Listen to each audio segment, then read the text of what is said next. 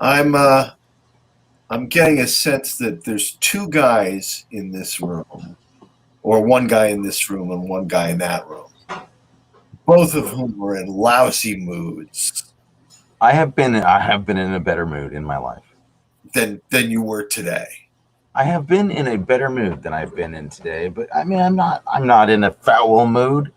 I'm just a little grumpy right now. How are you? Why are you having a rough day?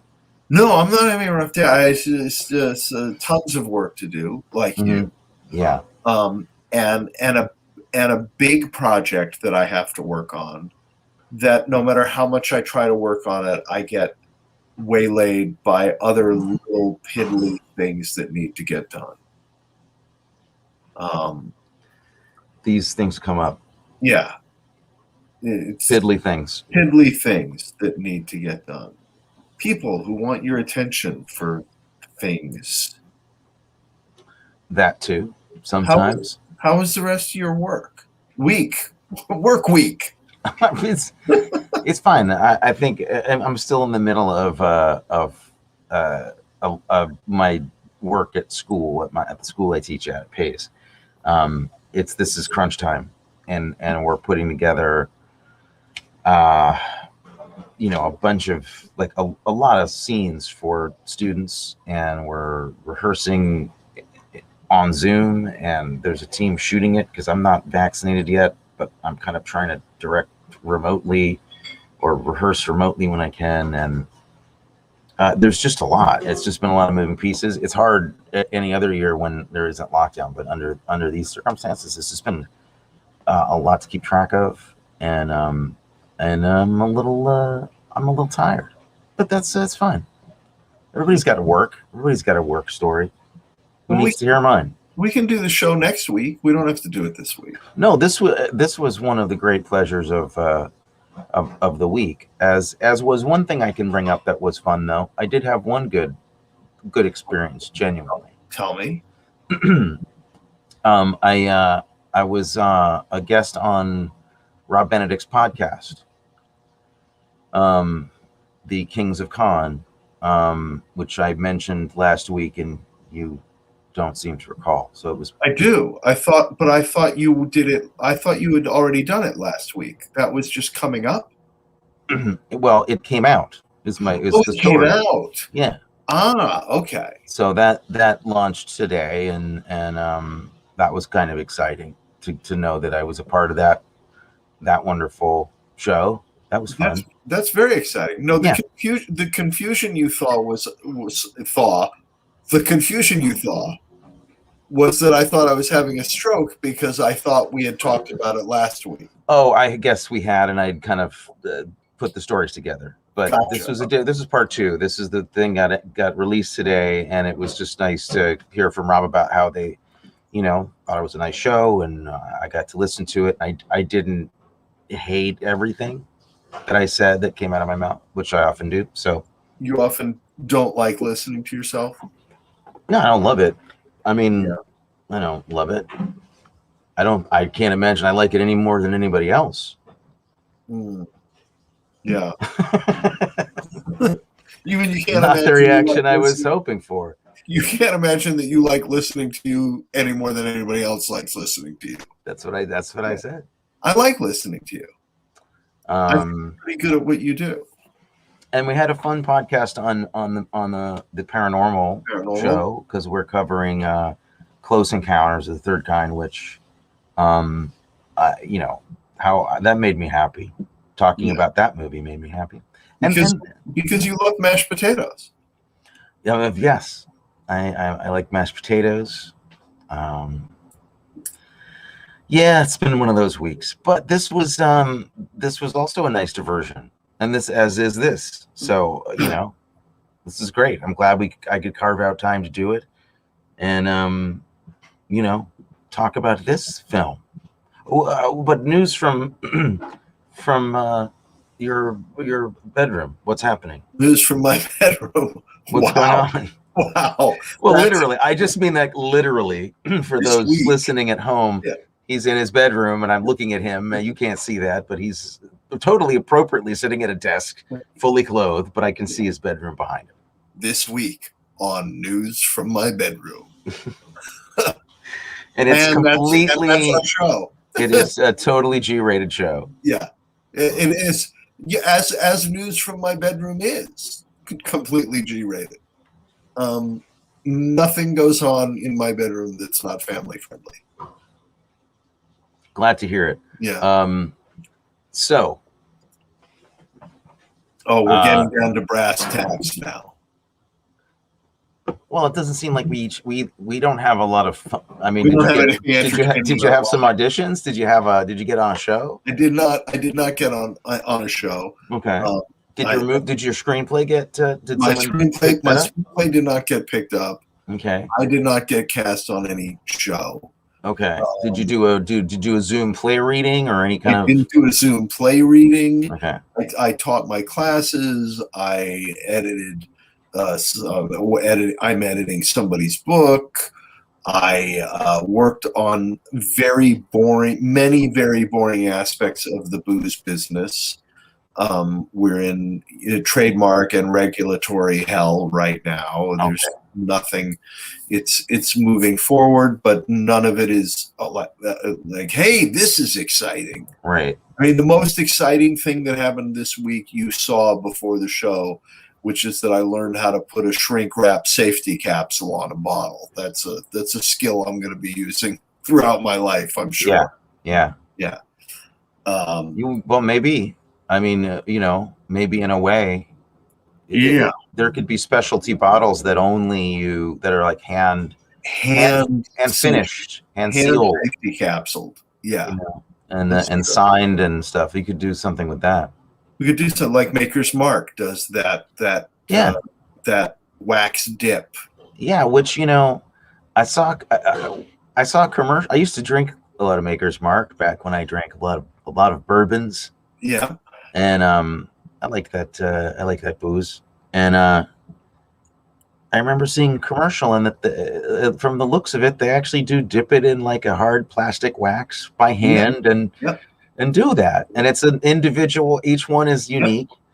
And I thought it was surely a lie. I thought all those years I drank Maker's Mark that this was a stamped out, a lie. No, I think they hand dip them. I think, and you've seen the Christmas edition, right? Where it's. I think that started after I stopped my love affair with bourbon. Hand dipped with the red and then the green. So there's two. Oh, yes, I have seen that. Yeah. I have, yeah. That's kind of cool. Again, I thought there was some laser technology that just, lasers and 3D printed them onto the bottles. Yeah, lasers and elves do the whole thing. Well, I think that we really should start talking about the movie soon, because this is not our finest hour of broadcasting. Okay. Yeah, we're going to talk about this movie. And I think like the week before last, we might disagree on some things. It's possible. Oh, really? Okay. Yeah. Interesting. All right. Yeah. There we go. Well, so, you want to it's gonna be. I can see it's gonna be the end of a perfect day, is what you're saying. This will be perfect ending to this day. Yeah, I mean, my criticism of this movie can be summed up in one sentence. Same year as Mad Max 2, The Road Warrior, this movie. Mm-hmm. That's all I have to say. Okay. Well, I'm not going to argue with you that I think Mad Max is a better movie. That's. Oh, okay. Oh, all right. Okay, good. Then maybe we're not going to have an argument. There we go. I would like to though. You think there's more to say about this? I would like to thrash you about the head and neck, though, because of your disrespect to John Carpenter. Saying that something that The Road Warrior is better than something is doesn't gain you any points anywhere, because that's like saying an elephant has a trunk and is a big animal. Yeah.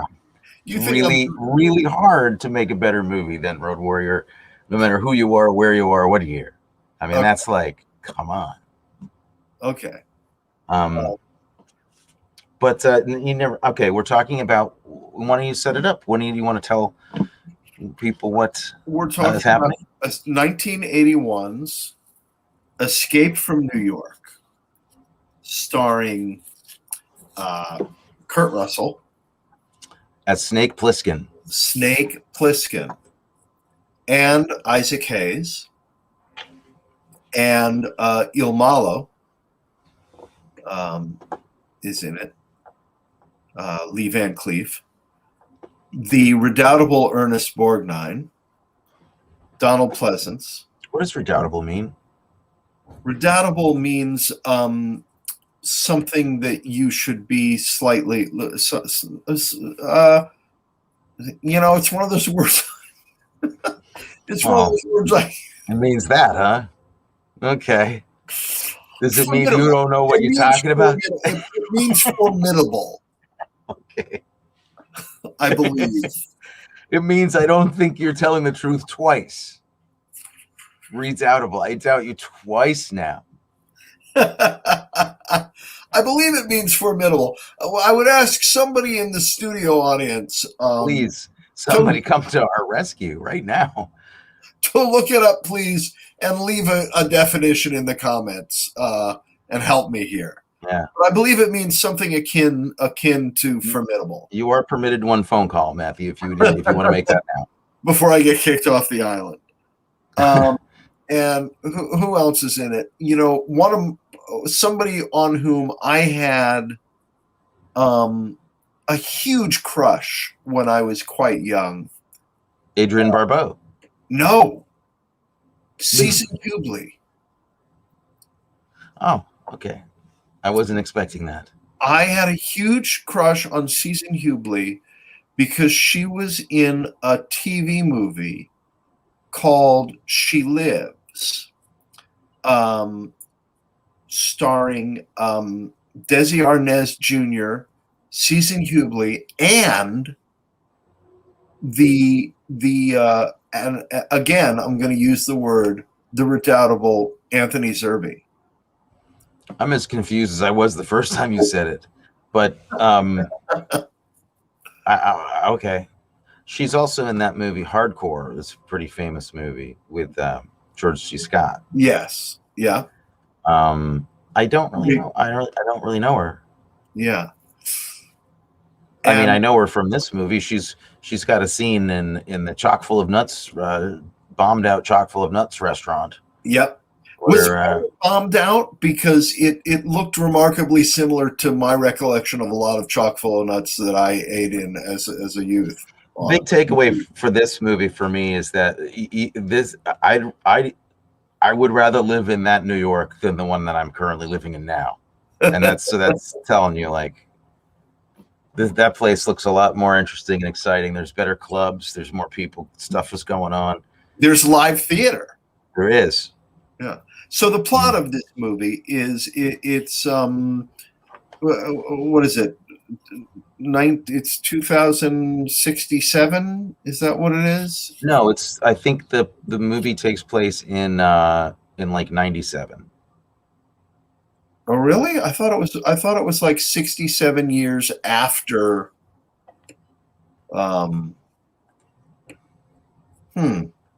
I believe that is it says in the byline in IMDb in 1997 when the U.S. president crashes into Manhattan. There you go. A giant maximum security prison. A convicted bank robber is sent to rescue him. There you go. 97. It was made in 81, and it was the vision of what it would be like in New York in 1997. Okay. Clearly a movie made not long after the 70s of New York, where it was kind of like crazy here.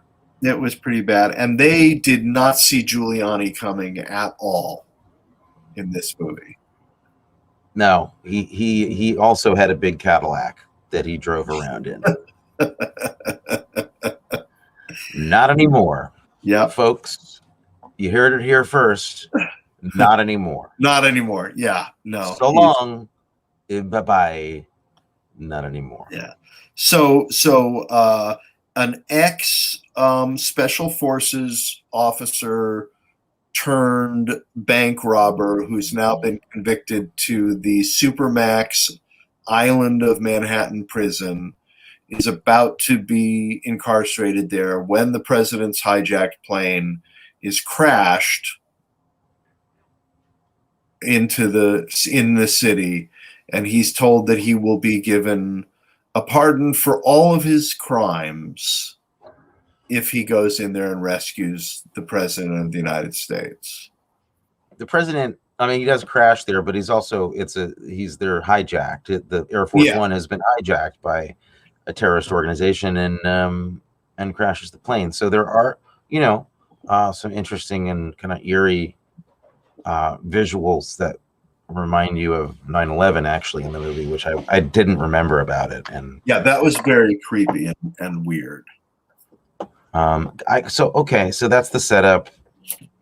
I can't just talk to you about this like it's another movie. You know that. You know you're in trouble. You know this is coming.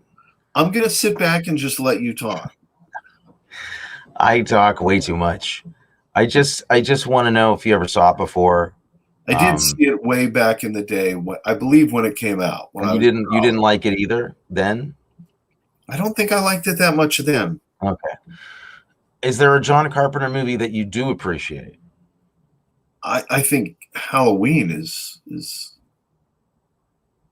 brilliant. Okay, good. I mean, because some people just don't like John Carpenter for whatever reason, and some people like certain of his movies, and some people are rabid fans, and I'm closer to that than not. But for me, I have a lot of fun with this movie, but it's not one I don't have a poster of it in my room. Like, right. I think he's as cool it is as it is for me. I still think it's better like conceptually, right, than in the actual movie a lot of the time. Right. Okay. I'm also a big fan of The Fog. The Fog is great. Yeah. And I liked Big Trouble in Little China. Assault on Precinct 13 is incredible. Yeah.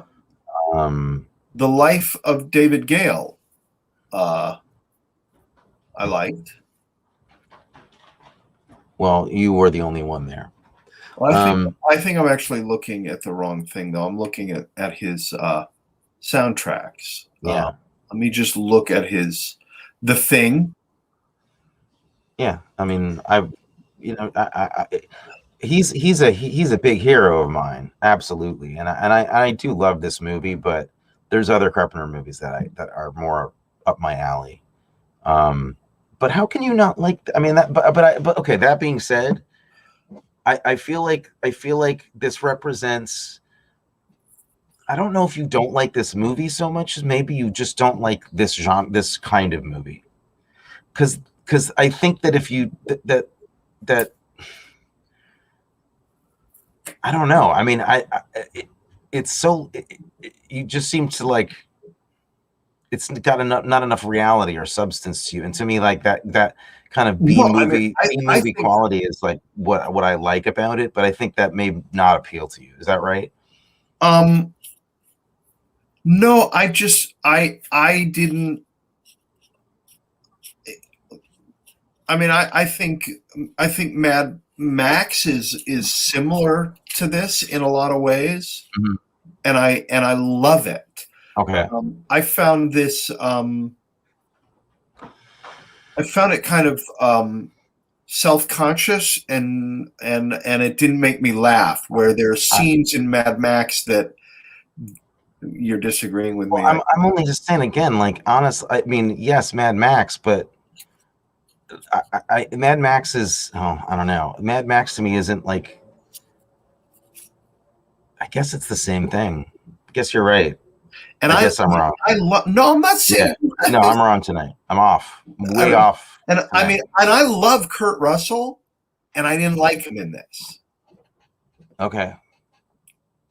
There are people out there that would say then you just don't love Kurt Russell. Kurt Russell would say I don't love Kurt Russell because this is his favorite role of his. He came up with all of it, like with Carpenter, the whole character. Initially, when he got to the set, it was like the guy was in camos and had no distinctive quality. He wasn't really that kind of edgy punk thing going on with that he has in the movie. And I know he worked it out with Carpenter, so it is his creation. They talk a lot about how he was really hell bent on escaping the Disney image, which is what he had before this. And I felt like that's what I was watching. Was somebody was going, God damn it, they're not going to think of me as a Disney guy anymore. Okay, but then also what you're seeing is somebody doing a wonderfully bad impression of Clint Eastwood in a spandex shirt for 2 hours, and I feel like that there's a joy in that. See, this is what I'm saying. Mad Max. This is wonderful to me, and there's really cool movie making stuff going on, but then there's also, this is a real B movie, and Mad Max is a bad comparison to me because it's not, to me that makes a case for it just becoming an A movie, and this one is always a B movie. Yeah, but it's just like a drive-in movie. This is the perfect movie to see at a bar. Like if this is on at a bar, you will have the greatest time. That's, to me, it's perfection, and it's. See, I like B movies, and I like Carpenter B movies. I have a friend who is still furious at me for dragging to him and sitting with giddy glee through The Fog. Okay. Because the fog, I felt took a lot more enjoyment in its B moviness than this. Whereas I didn't look at these people thinking, with some exceptions, what's his name? Oh God, I'm losing it. Frank Doubleday. Frank Doubleday knocked me out in this movie because I felt like he went all the way with it. But he's the guy with the hair. Yeah, great hair. Great hair, and you noticed his character name, right? No, wait, who? Yes, Romero. And there's another character in the movie named Cronenberg. That's right. Which obviously those are not accidents. No. And so I just wish there was more joy and fun in things like that in it. Yeah, I think you're right. I think, like I said, I think the concept is so fantastic, and it was really cool when it came out. Like this was the edgy, cool movie to go see when it came out, right? Yeah, I remember. And yeah, there's something about the concept that just still feels really smart and politically, just like the best. I think politically, it's like up there with all of his best political movies, Carpenter, and his commentary is really interesting. I think that, for all the stuff that is kind of lumpy about everything in the middle, and I'll say that I don't know if Carpenter's thing is really action so much as suspense and mood and character. I mean, The Thing, I think, is the best movie for me that he did. That's my favorite, and that's the anti Escape from New York. The Thing is slow paced, it's suspenseful, it's eerie, it's character driven, it's about actors talking, and this is actually, I think Big Trouble in Little China is a great action movie, but I think that's the only great action movie he really did. But I loved that. I loved The Thing. Yeah, Thing is great. The Thing is great. Did you ever see Prince of Darkness? I didn't see Prince of Darkness. That's really fun too, and that's kind of a creepy urban Rosemary's Baby-esque scientists bringing finding the devil kind of movie. Oh, okay. It's interesting, yeah. but like it it proves another point about him, which is I think this is also a little bit outside of his wheelhouse because he's such a Howard Hawks nut. And I think at Carpenter's best, except maybe for Christine, it's his stuff is about teams of people, not an individual loner character. But that's just me. Interesting bit of trivia about this movie. Did you know that the character of Snake Plissken was based on the honey badger? Honey badger don't care? Honey badger don't care. Honey badger doesn't give a shit. I did not know this. Yeah. He's the original honey badger, I think. He doesn't give a shit, that's for sure. He does not care. He's actually there. I remember this is funny because I think I saw this with Dad He must have loved it on cable. We saw it on cable together, and like on like HBO or when Cinemax was new, he let me see kind of like, kind of a rough, tough guy movie with him one night, and we had a great time, and I think he did enjoy it. Kind of embarrassed, he was slightly embarrassed probably, but he enjoyed it. And I remember just him laughing his ass off about the name Snake Plissken. He just couldn't stop saying it. He thought it was hysterical. And then I find out today that it was a real person.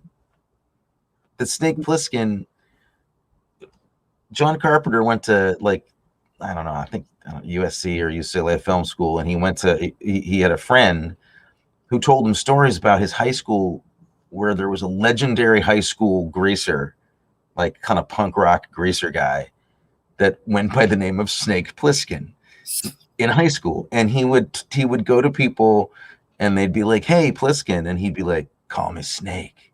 Like he'd do that. And Carpenter heard this and was like, this is the craziest story I've ever heard. I got to put this guy in a movie. And so he did. That is nuts. I think, and this is also, can I just talk about the affection part of this? Because please, I think knowing a little bit about it, and a little bit about John Carpenter, and a little bit about the people that he works with all the time, because he works with a lot of the same people and the same producer and the same DPs. Dean Cundy is his DP, and he worked with Deborah Hill, who is a genius. She's one of the great producers and maybe undersung women in Hollywood. She produced Halloween with John Carpenter, and they were an item. They were going together out of school, but they were really serious about making movies together. She produced Halloween, produced The Fog, produced this movie, and even after Carpenter and her broke up after Halloween, and he started going with Adrienne Barbeau, and Deborah Hill was like, "That's not cool, but I'm still your producer." So she kept working with him and was like, "We're still going to make great movies together. I don't care how stupid you are about this." But sorry, I have to disagree with her on that. He was going out with Adrienne Barbeau. I think that's pretty cool. All right. Well, you're probably in a lot of trouble right now. If anybody's, we'll hope that there isn't an audience right now, because you were on the wrong side of history on this one. I mean, Adrienne Barbeau is fantastic, but Deborah Hill is like incredible. Totally unsung. If it wasn't for her, Halloween wouldn't be there. It wouldn't have happened. I mean, she's great. This movie was something that I'm going to edit that out when we drop the Take that part out. Take that part out. Nothing against Adrienne Barbeau. John Carpenter wrote this movie in college. Like, he was like 20, 21 years old as a lark. And it was in the trunk of his car for 10 years. And after the success of a couple of other movies like Halloween and The Fog, I don't know, was it Avco or whatever, was like, what do you got? We got to do a movie. And he said, I got this old movie that's in my trunk of my car I wrote 10 years ago. Do you like it? And they were like, yeah, we want to do this movie. He's like, okay. So it's really from what I love about it is that it's clearly from the mind of almost not a teenager, but like a fevered, young man, like, late at night, coffee fueled, scribbling in a spiral notebook kind of movie. And it's got that crazy energy. And then when you realize they only had $5 million, there's not but one shot that they actually shot in New York City or anywhere near New York. Right. Missouri. They had $5 million to pull off what, from a production standpoint, is pretty incredible. Like, it's pretty crazy. Yeah. So there's a lot of things that, I just love about the kind of can-do, handmade, homemade thing. It's not a studio movie. This is like a little thing that they pulled together, and the fact that they made it work at all, it's just kind of a miracle. So I guess I have a lot of affection for it, but it doesn't hold together with a lot of storytelling, which I know you're a fan of. Storytelling, to me, when I'm watching a movie, that's a big part of it. Mm-hmm. Is the story. And there were little things that I felt like they were missed opportunities. Like, he's got this radio with which he will communicate and tell them what's going on. And state-of-the-art special radio given to him by the state-of-the-art government forces who are sending him in there on the mission to rescue the president. And he drops it from a height of about 3.5 feet, and it shatters into 1 million pieces. And the problem I have is not that happens, but that it happens, and it either shouldn't happen because it's government, good government hardware, or when it happens, something should be made of like, oh, great. The government, the best government hardware shatters from 3.5. We did look at that. We freeze framed it. Amelia was like, "What just happened?" And we ran it back, and I was like, I think that was the radio. And we go back, and it was like, well, it actually looks like a child's toy radio, which is fine, but go one way or the other with it, right? Either that thing should not break from the height of 3.5 feet. Or if it does, Snake Plissken should have something to say about the frickin' crappy government hardware he's been given to go rescue the president. Speaking of government hardware, there is one photograph I do have to share if we're going to talk about the amazing government hardware that we've got. The best that the military has to offer is this walkie-talkie that Lee Van Cleef is using. Lee Van Cleef is a big guy, and he has to hold this thing with two giant hands. He's got hands the size of baseball mitts, and he can barely hold this thing up. This is 1997. Best that the people rescuing the president have is something that looks like it's from 1942, a 1942 G.I. Joe movie. Yeah, it looks like from the Sands of Iwo Jima movie or something. Exactly. It's crazy. Crazy. What I was looking at there. There are some missteps. I remember, like, even as a kid. I don't know what it is, because there is a time and place for Ernest Borgnine. I believe that, but it wasn't here. I don't know if that time and place has been discovered. I think the Wild Bunch, it's safe to say, was a good time for him. Okay. Marty probably Marty. Yeah. I mean, that's, didn't he win the Oscar for that? I mean, it's good stuff. We talked about him in the. I think he made this right after The Black Hole. I think it might have been his next movie or something. His next movie after The Black Hole. Well, that was 1979. This kid maybe did some other work. He probably did some he did an episode of Magnum PI or something in there. But I can't. Every time you see him, it's just like, hey, I'm Ernest Borgnine. I'm so happy to be here. He just looks like he's just so happy to be in everything he's in.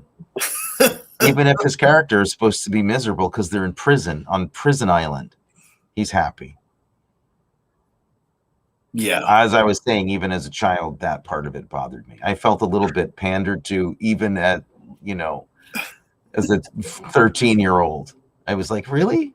Really, you're gonna pass this guy off as a New York Abbey? Yeah. So we're gonna go through the things that don't work first, because there are things that are good, right? Okay, the things that don't work, tiny thing, but it bothered me. The 69th Street Bridge. It's not 70 miles long.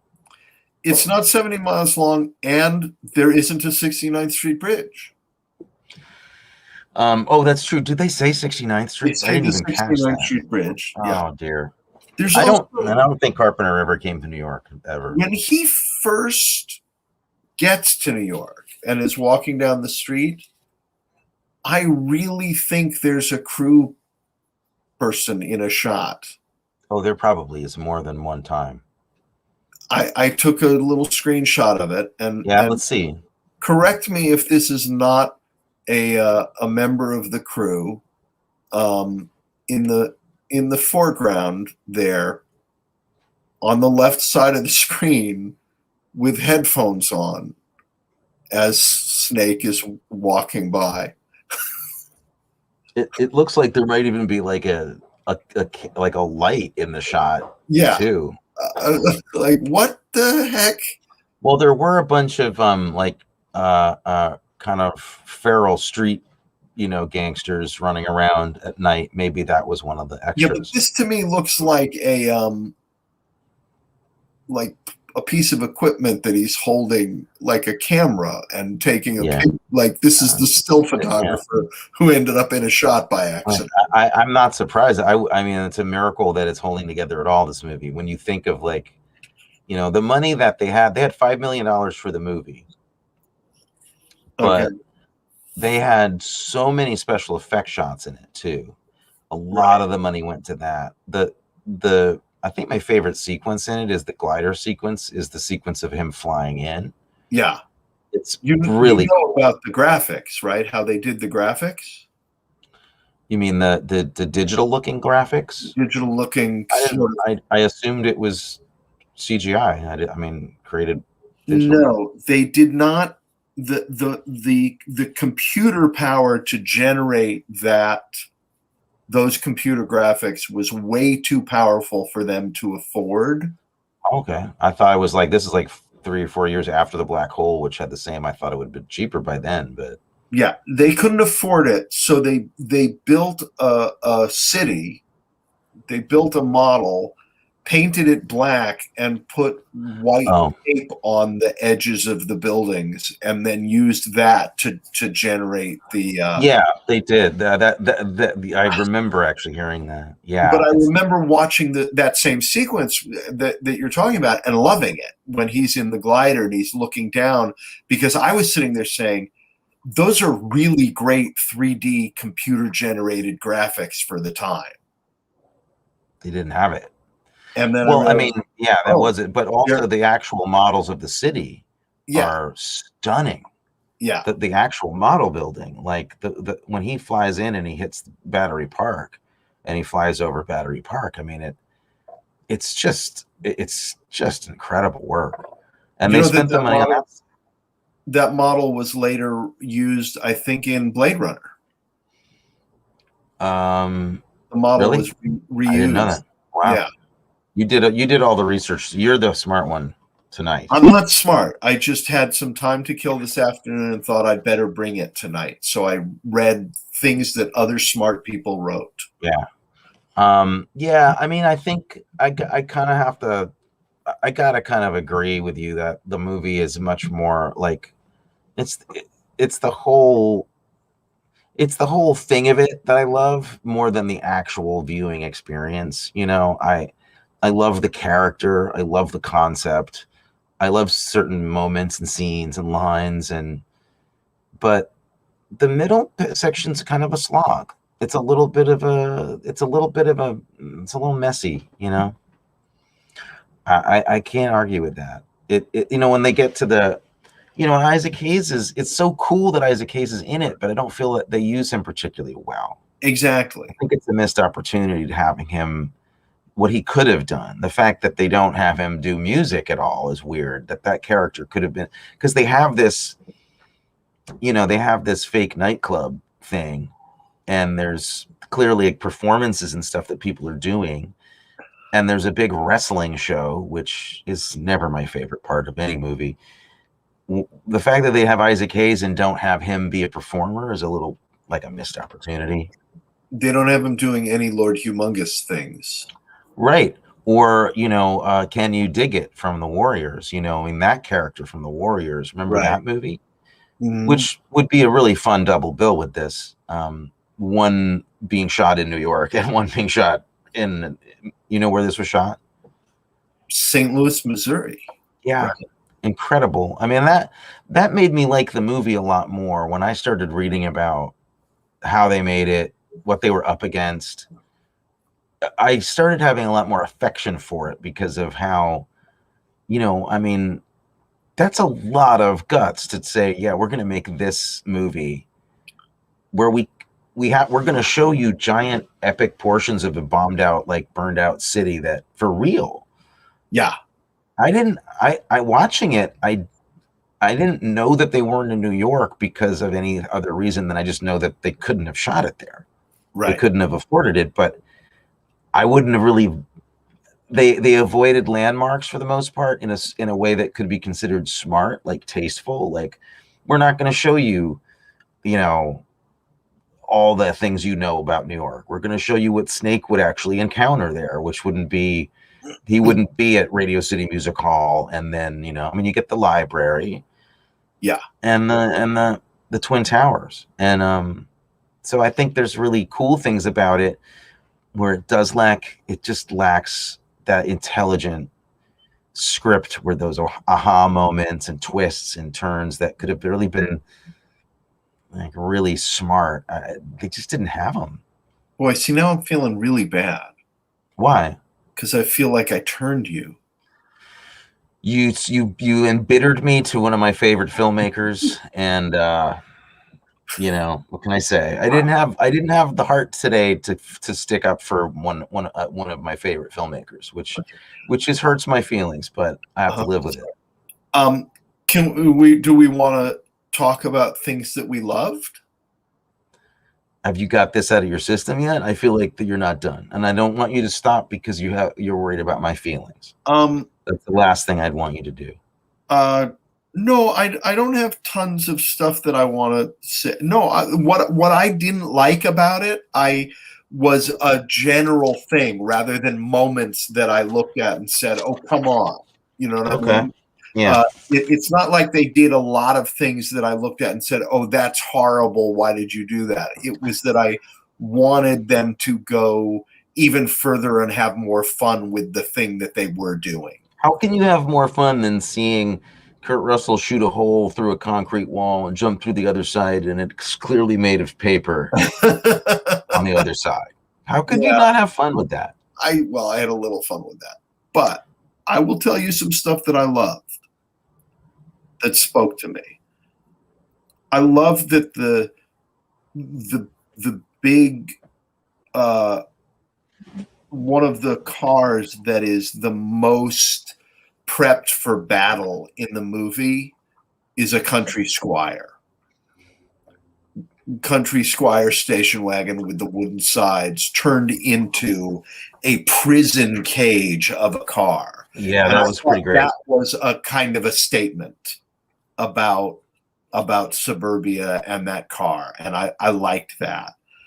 I loved the whole season Hubley storyline, because I thought it was going to be a storyline, and then it ends so much faster than you think. I was going to ask you what storyline, and then I realized that you were doing. No, it's because you think okay, here's an interesting character, and we've met her, and there's going to be some stuff that she goes on a journey with our hero Snake Plissken. What? Oh, she's gone. She's dead. Fast. Yeah, she was. That was over before you know it. Yeah, and I loved how quickly and brutally she just. And I loved that his reaction to it is like, Okay, well, she's gone. Yeah, well, you love those sociopaths. I know. I thought you'd like Snake. I thought you'd Great like Snake. admiration for them. Yeah. Yeah. Yeah. It's also the first time there's any gunfire, really, and it's like, and it's pretty. It's pretty violent. It actually is pretty violent.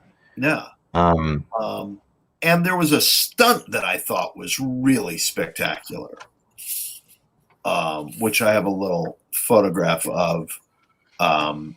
The on the non-existent 69th Street Bridge, when our friend Harry Dean gets blown up, and that stunt man went flying through the air. Yeah, he really did. He hits the roof of that car pretty hard. Yeah, they had him on some sort of spring-loaded trampoline that just shot a cannon that shot him through the air.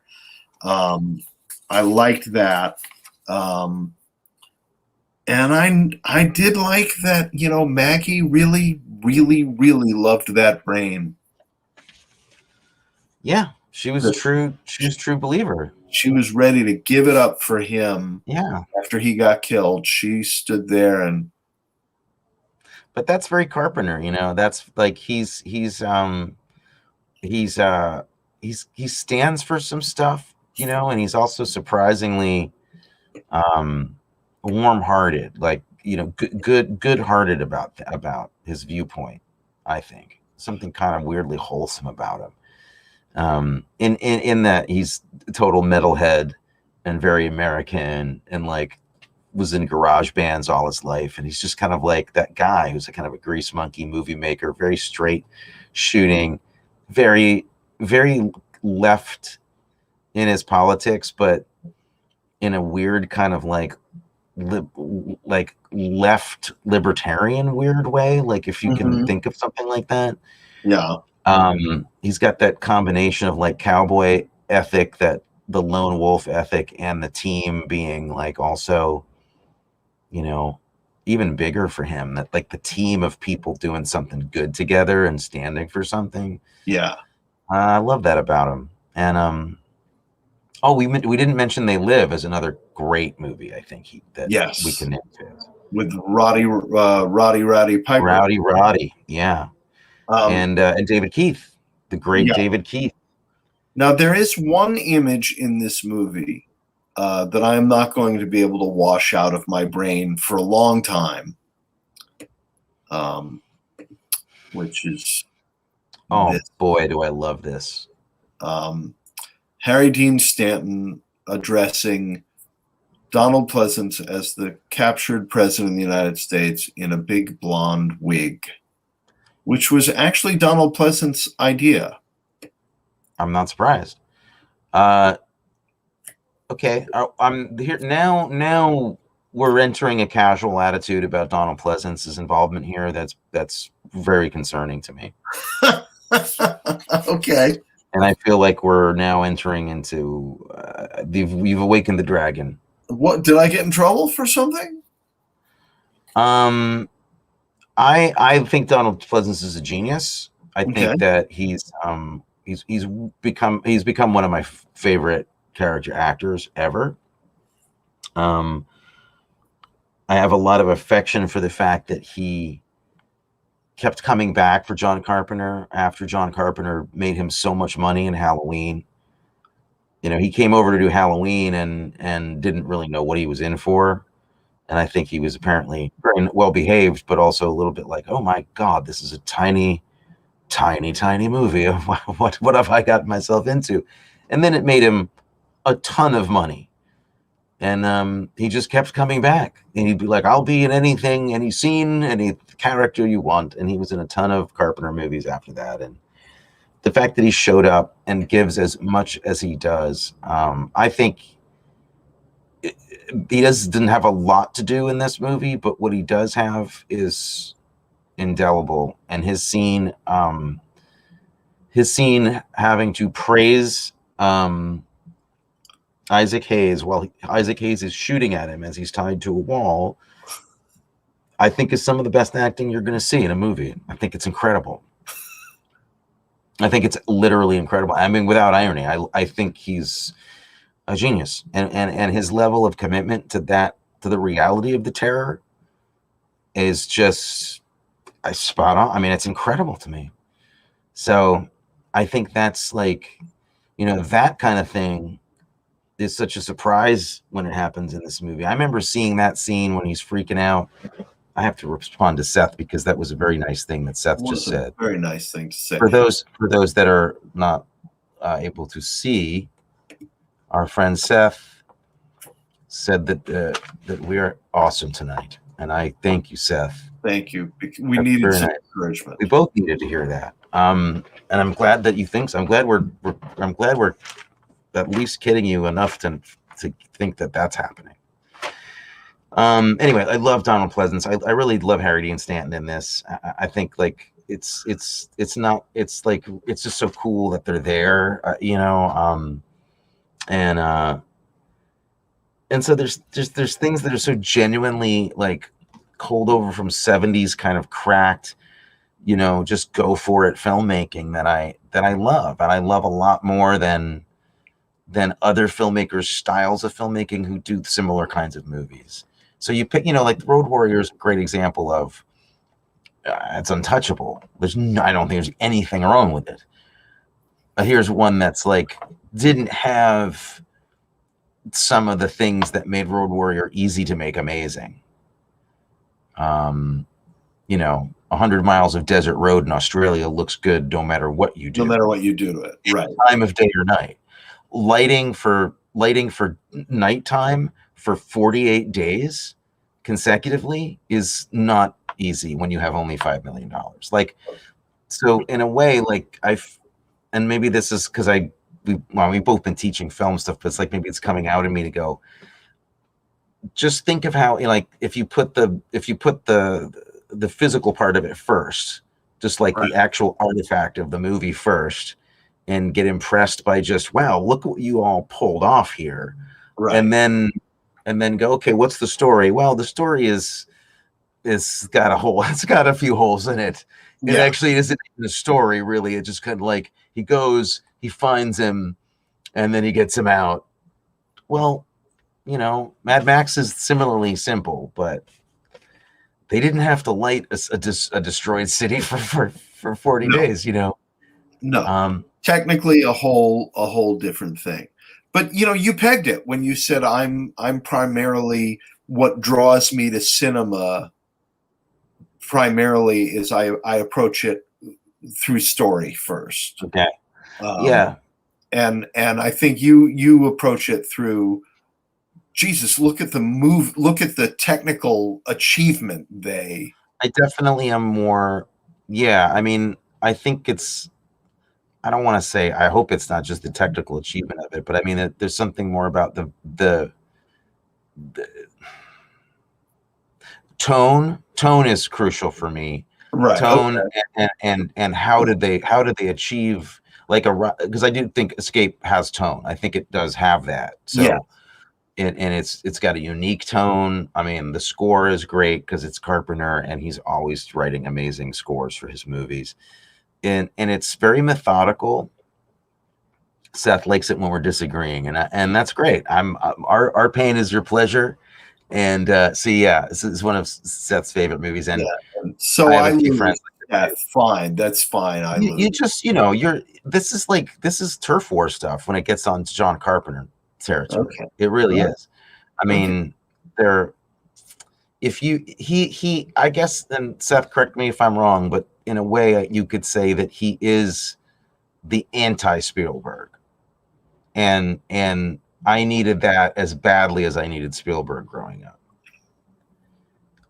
Even his rough movies that were cheaper and not really that well made always had something in it that was like politically different, way weirder than you were going to see. And so, I mean, you're not going to see another movie where like Isaac Hayes is driving a chandelier, like a limo with chandeliers on it through the streets, menacingly like a shark just driving around. I mean, that's so great to me. And that's that may be worth some points off for for script and story, but I can't argue with you on that part, because it doesn't.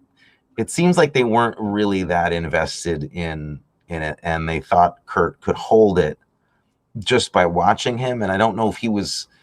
There's something a little campy about what he's doing, so he's which I love, but it's also, I don't know if he knows the level of campy it is, or whether he's in control of it yet. Like, Right. he became really in control of that pocket. Yeah. You know, like you'll see him in Death Proof, for instance, and it's like he gets that. He's kind of kidding. He's a little winky. It's kind of cute, but it's also, he's actually a tough guy too. Yeah, he goes there in a very different way in Death Proof. Yeah. So are you not? I mean, are you not blown away by Donald Pleasence? Because this is interesting to me, because he's a figure for me that's like pretty important. You could care less. I guess I need to pay more attention to him. My first experience of Donald Pleasence was in Halloween, and he was kind of my least favorite. Stop! Don't! Oh my God! Okay. Why did you have to? I was so calm, and I was like being cool, and I was being like, okay, we don't have to get heated over Escape from New York, because it's not. I don't have a horse in this race. I love the movie, but there are other Carpenter movies that I like. The Thing, you can't. Nobody. Don't touch it. Don't say anything. No, it's perfect. This is like, again, like a comfortable. It's like an old video game. This movie. It's like playing. This is exactly to me like playing Asteroids or something, where it's perfect, but it's not. But it's perfect because it's. Maybe it's just my nostalgia and Seth. Mine and Seth nostalgia coming out, but Donald Pleasence at Halloween is one of the great things that ever happened. Well, I have to go revisit it then, because I'm not going to argue with you on that. I haven't seen Halloween in so long that I would just need to revisit it. His commitment is unparalleled. It's just unparalleled. I love him, and I think that, but I don't know. Like, is it the same level of commitment as Puddle's Pity Party? I don't know what that is. You don't know Puddle's Pity Party? A musical thing? Some kind of musical theater thing? No, it's not musical theater thing. Singing? There is singing involved in Puddle's Pity Party, but if you don't know Puddle's Pity Party, you have to. I think maybe it was singing, and I said, "Oh, I like that. That's nice." No, Puddle's Pity Party is a guy he's about 6'5", and he dresses as a clown. Yeah, no, I know. This isn't my kind of thing. You've played it for me. I honestly don't. It didn't speak to you. Nope, at all. It creeps me out. I find it disturbing. That I don't get. I don't get how you would not. I don't like crooners. I don't like crooners. Not interested in lounge music. Don't like clowns. Don't want a close up of a clown singing lovingly in a crooner voice to me. I don't like it. I mean, there's nothing I like about that. Wow. And you're just talking about it. You're just talking about a video on YouTube, dude. I'm talking about my childhood. So, come on. You're even comparing Puddle's Pity Party with like the canon of with the greatest actor in horror movies. Puddles did a video, a music video. He has a whole concert following. This guy has a huge following. Okay. So does John Carpenter.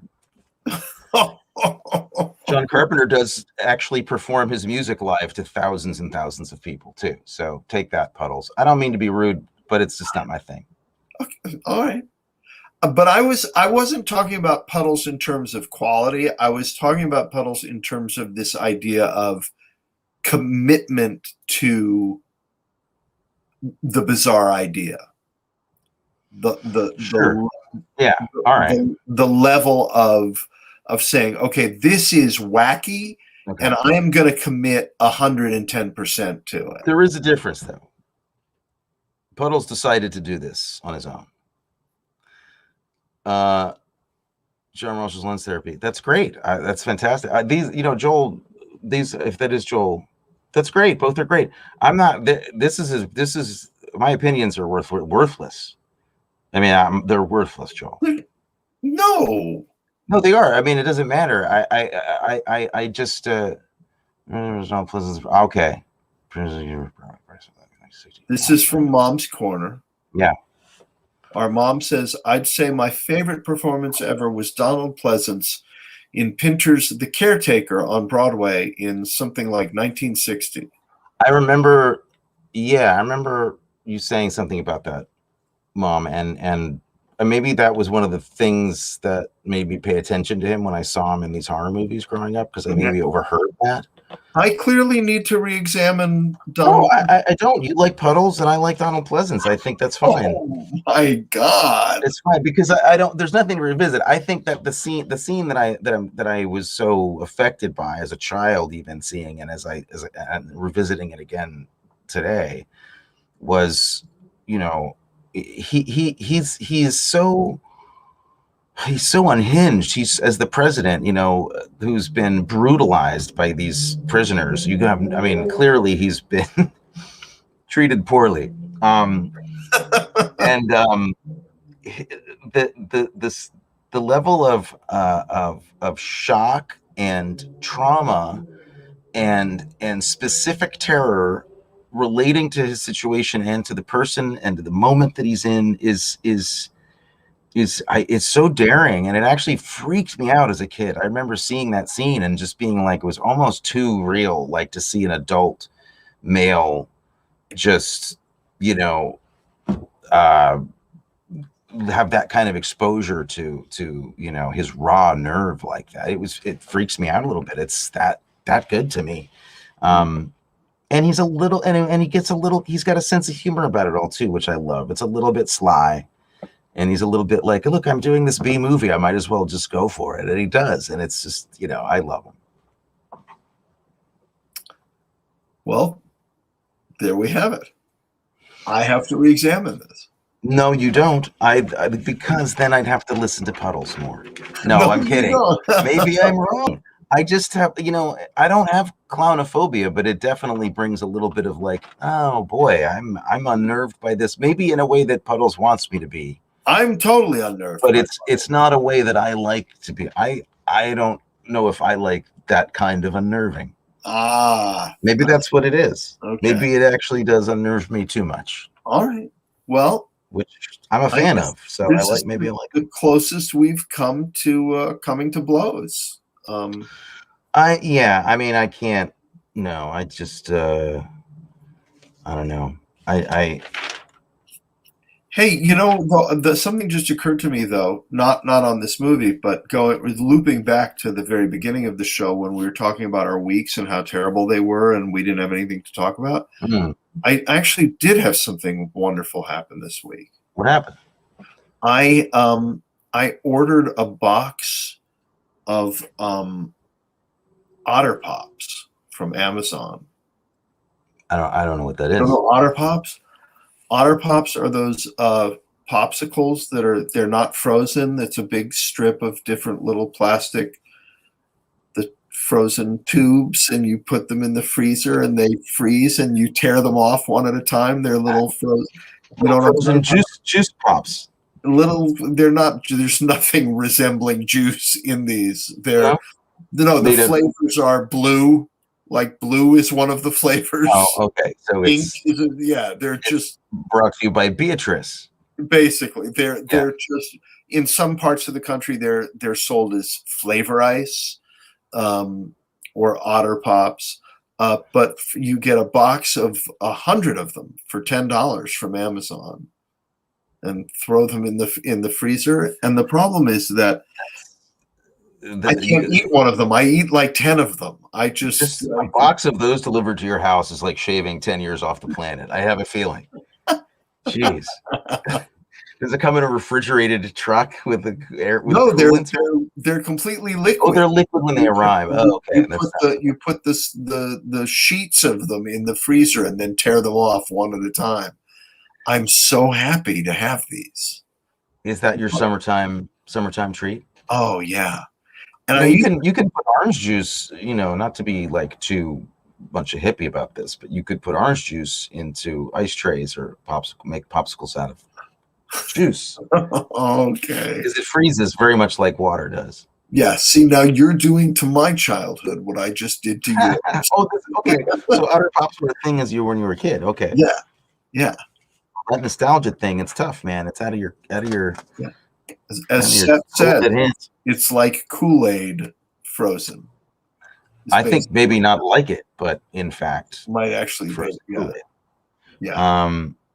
So Donald Pleasence didn't make that big of an impression on you. Uh, we like the glider sequence. We had that in We common. like the glider sequence. You don't like the end when he says, like, you gonna kill me now, Snake? And he says, I'm too tired. Maybe later. Maybe And he later. walks off with the American flag behind him. It's great. Yeah. Come on. Why? We didn't like the fact that for some reason it was Carl Reiner's. It was a plastic version of Carl Reiner's severed head that they put on a spike. I don't know why. That was a weird cameo. Did you notice that? It was Carl Reiner's head. It looked like it to me. I did not know. Yeah. I did not notice that. Like entering the Diamond District. You did not. It literally looked like it was like a guy. It was like Carl Reiner or some guy who ran a deli. I don't know why. It was the weirdest thing. Wow. I should have frame grabbed it, but I didn't. It was very interesting. I wanted more of Romero, the character of Romero, the Frank Doubleday character. I love that character.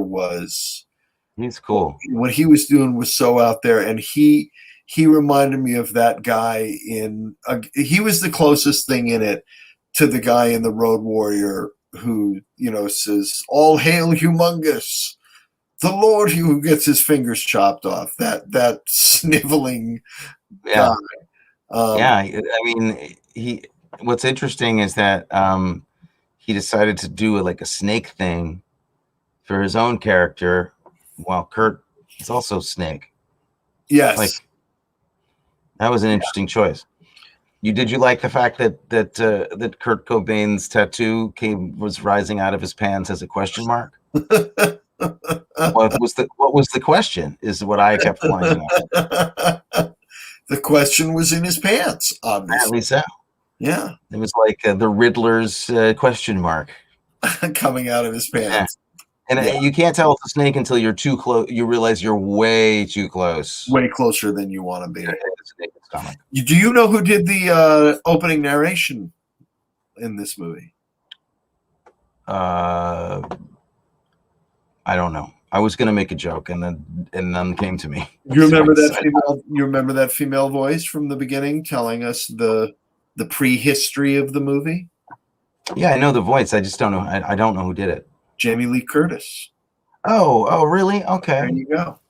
Yeah, see, he likes to work with the same people over and over again. Yep. Which is pretty great. Nick Castle, was who did Last Starfighter. Yeah. Was the writer on this, who did The Polish, which, oddly, you could argue that I heard John Carpenter talking about how Nick Castle's polish on the script brought all this humor to it, and it made it much more, made it a better script, which I don't know if I gonna want to argue with, but in a way, it might have been fun to see if this movie played as straight as The Warriors, without any humor, without any of it, and just seeing like more of a documentary about him getting from point A to point B. Because in a way, I feel like it was the humor that today kind of stands in the way of believing it, because there's a lot of it that's actually pretty believable. Anyway, All right. Well, there it is. So for next week, is there a branch we should swing from? Because, you've mentioned the Warriors many times tonight. Well, that would be fun. I mean, it would be kind of curious to go see that one. After this, I'd be down. All right. Are we still in our science fiction phase though? We could stay in science fiction. Seth, if you're still listening, just tell us, do we move on or do we stay with one more science fiction movie? We could, the other branch we could swing to is we could go Cronenberg and do something like Videodrome, or you don't have to ask me twice. But see, the problem is, okay, I'm worried we're oh, so there you thank you, Seth. Let's do Silent Running. I don't have an opinion about this movie because I haven't seen it for ages. I don't think I've ever seen Silent Running. Cronenberg would be that could hurt again next week, and I don't have the heart. So I have to like Silent Running. No, my point is I don't have an investment in whether you like it or not. Oh, I see. I'm a big Cronenberg fan, so like if we had another one of these over Videodrome, I would just it'd be sad, even though it makes Seth happy that we fight. Silent Running is it available? It is available on Amazon Prime Video. I think that's a great way to end our sci-fi run. Stephen Bochco, Michael Cimino, Derek Washburn screenplay. All right, so we're gonna jump into Silent Running for next week. Bruce Dern. Yeah, Bruce Dern. Well, that's some craziness right there. I think it's Douglas Trumbull, right? Didn't he do the effects on it? Let's see. View production. Filmmakers. We've got Douglas Trumbull directed it. Oh, he directed it too. Okay. Yep. Right. Yeah. Cool. Douglas Trumbull, who those who don't know, did the special effects and designed a lot of the special effects for 2001, and among other amazing movies. There's nobody we know in this movie, so we're not going to be able to talk. There isn't anybody that we know. How can that possibly be? We have to know somebody. No, it's a very small cast in this movie. Wait a minute. I mean, there's Bruce. You and I both must have met Ron Rifkin at some point. Yeah, but I don't know him to call him up and say, "Hey, come on the show, Ron." Oh, God. Okay, I see what you mean. No, we don't have any of those connections. No. There's not that many people in this movie. Look at that. Yeah. 1, 2, 3, 4, 5, 6, 7, 8 people. Tiny little cast. Okay, I'm excited to see it. That's going to be fun. We're going to do that. All right, Silent Running next week. Thanks for the choice, Seth. That's great. I'm going to go have 10 Otter Pops. I'm going to wish I had some Otter Pops now. You have something better. You have Batch 22. Well, I do. You do too. But Batch 22 and an Otter Pop sounds like it could be a good combo. You know what I'm going to order from Amazon? Because I just heard this exists, and I'm wondering how they are. They're like Otter Pops, but they're pickle pops. They're frozen. They're made with pickle juice, and you freeze them, and they're supposed to be really tasty. You think I'm crazy, don't you? You've said some things tonight that I just have to live with. I don't know what else to say. Frozen pickle pops. Okay. It sounds unappealing. Was that the word? Redoubtably. Redoubtably sounds unappealing. Nobody looked up redoubtable for me tonight, and to say whether or not I was completely. Well, what if I do it? Let's round out the show by finding out. How do I do that though, Matthew? How do I find something like that? You just Google the word redoubtable. Just Google the word redoubtable or definition of redoubtable, which I'm going to go out on the limb and say I believe that it means formidable. It does. That is exactly what it means. Or formidable, I guess it could be either or. Formidable, yes. So all this time that I didn't know what I was talking about, I kind of did. You could have saved face by just looking at me and going, Tony, you just making a fool of yourself. Yeah, but you weren't. No, I mean, you could have said it though and avoided any of that embarrassment. But it's one of those words that I love to use. Undoubtedly. Seth Michael May says you should put it on screen, the def. Put it on screen? The definition. Well, how do I put it on screen? You share your screen. Oh, I have to do this now? Oh, no, my God. No.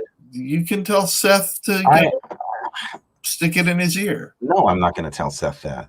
But I want to complain to the line producer of this show that I have to be doing technical work. I can't do it, Seth. I've clicked all the buttons today that I can click. That you can click. I've officially done it. My thumbs will break. It can't be done. Redoubtable, it means formidable, especially as an opponent.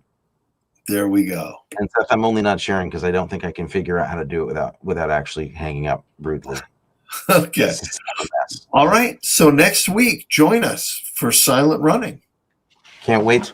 Going to see a new one. I don't. It may be that I might be confusing it with Logan's Run. In fact, I may not have seen this really? either.